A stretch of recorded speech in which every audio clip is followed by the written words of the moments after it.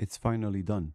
The feeling of reaching the end of a big project is so freeing and rewarding, and I'm glad I got here. It was a challenge to keep myself focused and consistent for basically one single thing for months. But I've learned a lot that will make the next one so much better. Let's talk about this one first. As I've probably mentioned before, it all started from my desire to combine all my skills and interests into something new. Something I can really call my own. I didn't know how much it would affect my way of making and sharing. I also wanted to create a reliable and reusable process that I can use going forward, while not feeling like I'm wasting my time or doing something I really don't enjoy. Loom Chant was a simple idea created back in October. I made a list of 10 industries that I could create a brand for, rolled the die, and landed on fashion. I don't have any real personal experience with the subject, but I embraced the challenge. While it was in the concept phase, it was actually called Faywear. Scribbling down ideas revealed in time a much more exciting story, which turned into what you've been watching take shape for the past couple of months. The biggest challenge was keeping up with the sheer amount of work required, not only to create designs and art, but editing, writing, recording, and promoting the whole thing. You see, no matter how much I huff and puff, shaking my fist at the unjust nature of how things work, my life as a creative being involves so much more than just sitting on my chair for days on end, sketching and hallucinating whatever crazy idea the universe shares with me. Integrating everything into the project instead of keeping creation and promotion separate seems essential to me, as most creatives, including myself, fail in their purpose because they reject how much it matters to put ourselves out there. I placed all my trust in my ability to strategize, organize, and adapt, then basically jumped in headfirst, making a note that I will take it as seriously as I can and see it through to the end. The actual production of the entire project started somewhere in May. I documented and captured everything I was doing from the first layout, then slowly developed from there. I mean, when I remembered to turn on the screen recording. The first video explored this part, sketching and brainstorming what I could include and planning the elements I needed to create. It was an essential foundation that gave me some clarity, but left too much wiggle room that I had to struggle with later down the line. The second one was focused on creating the brand, from logo all the way to its presentation, because it has been my main career for the past 6 years, and I was still dialed in with the process. I took it as seriously as I would with a real visual identity project, but leaning more into fantasy and playful, instead of the minimalistic corporate trend we're familiar with today. It still turned out really cool, and it still shows the versatility of the product.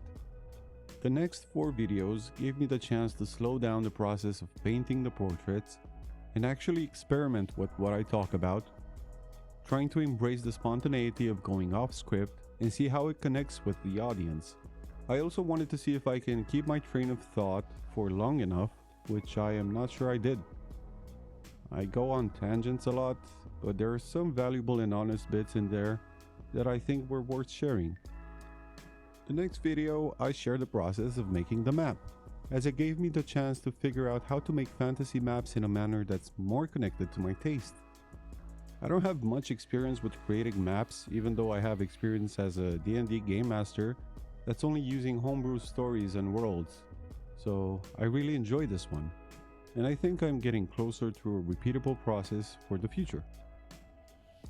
The second to last video, I wanted to play around with creating fantasy icons and items, trying to design simple shapes that can be understood at small scales, but with painting instead of design.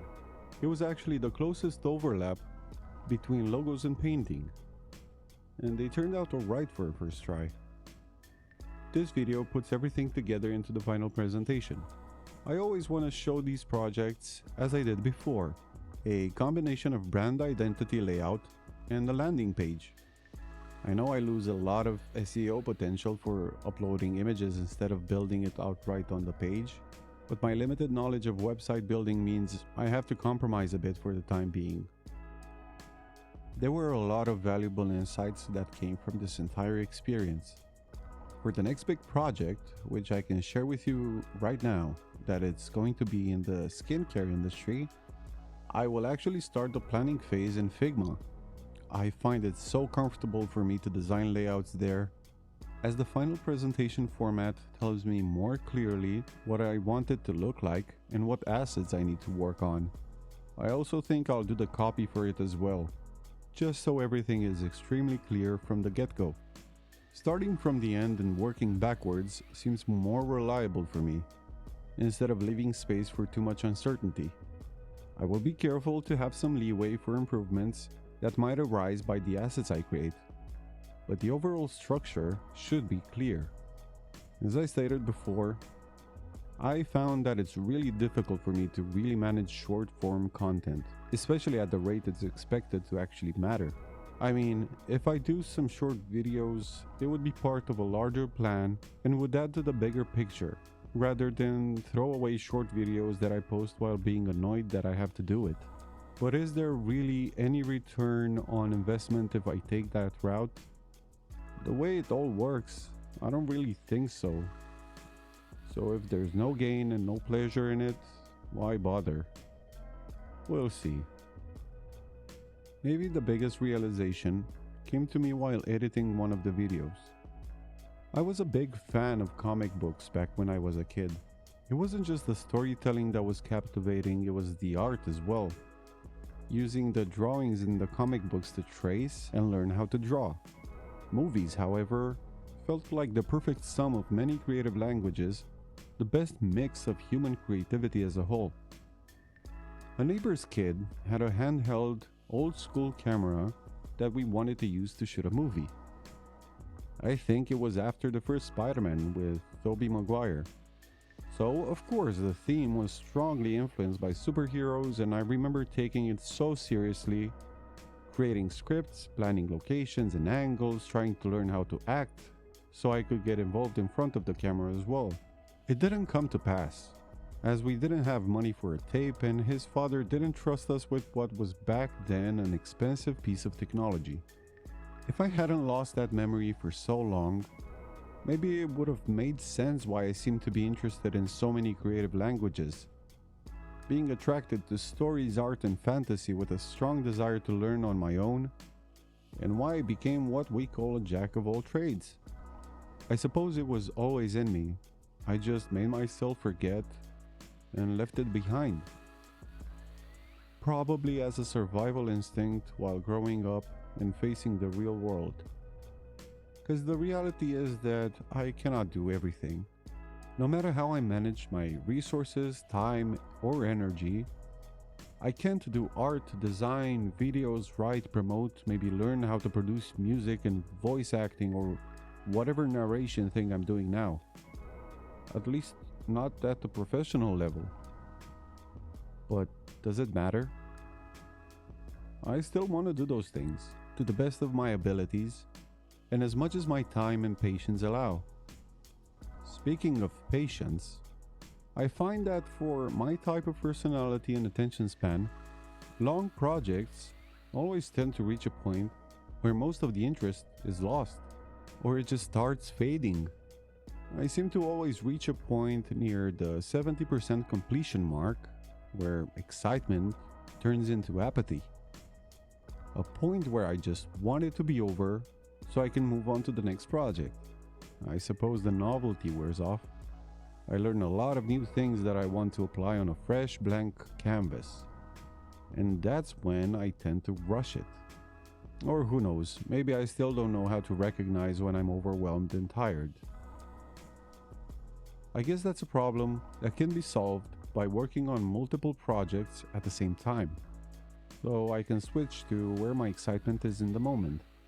Regardless, finding the right amount of complexity seems to be very important, and I have to pay attention to this with future projects. Oh, and there's one more very important thing to address for a bit, and that is how I integrated AI tools in my process, or at least tried to. You see, I am biased because I am a creative who is and was directly impacted by this insane and fast adoption of AI tools. And after the initial hard feelings started to deflate a bit, I really wanted to give them a chance. I tried to ignore how much bitterness and outright malice the non-creatives pro-automation tech bros threw at my community, and actually experimented with tools like ChatGPT and various image generation tools, mainly for inspiration or insights on how to improve some things. The only thing that I use that's outright a product of a generator were the 3 illustrations for the shop, the leather patch, and the final hero image. And that was due to lack of time to create those things from scratch. I'm in the process of moving right now, and I really wanted to be done with this project on schedule. They serve their purpose as elements of a personal project, and the fact that I needed to use them as essentially stock assets or placeholders gives me insight on the scope and complexity of my future projects. For copy and SEO elements, it had its moments and uses, but I still think most of what it comes up with is extremely generic and sterile, and I can't find a correlation between the copy I wrote, the copy ChatGPT wrote, and how well the videos performed. So I'll trust Google Trends and my own words for most of my needs for now. Speaking of tools, I switched near the end of the process from using Adobe, and I bought the Affinity apps, as well as switching to DaVinci Resolve for video editing, Krita for painting, and I'm now in the learning phase for a music production app. I have access to Cakewalk by BandLab, which is free, and Ableton 12 Lite. For screen recording, if anyone is interested, I was using Streamlabs OBS, but I want to switch to Xbox Game Bar if I can figure out how to record the entire screen instead of one app. Streamlabs has been very demanding lately. If you're interested in the apps I use and how I use them, I can go more in depth in a future video. Overall, I will consider this experiment a success. I managed to not only create a new and interesting format for creating and presenting complex projects, but kept a schedule and reliably created long-form videos to document the entire thing. The feedback was pretty good too, and I'm glad I'm starting to be more comfortable with sharing what I make. I feel confident going forward with this method, and we'll see improvements, new ideas, and ways of doing things that will only benefit the projects and increase my joy of creating them. Because you can actually see if I'm not having fun, and if I'm not having fun, what's the point of making things? If there's any takeaway from this, it's that being consistent doesn't come only from discipline. It also comes from pleasure, adapting to your interests, and working around your limitations. I don't see myself committing to basically half a year of work if I don't enjoy the process, and I can assume none of us can see themselves in that position or should force themselves to endure such a thing. Most importantly, make projects, extend the creation to include presentation, and make sharing them an integral part of the work you do. Maybe it's the only way in which we can step out of the shadows, give the world a chance to enjoy, and benefit from what we can create. Thank you for watching. If you enjoyed this video, I'd love to hear what you think about this project and if you like the end result. Also, any insight about this way of shifting your mindset when you create that might benefit others would be deeply appreciated. Leave a comment and share your thoughts. You can subscribe to never miss another update, either on here or on Patreon.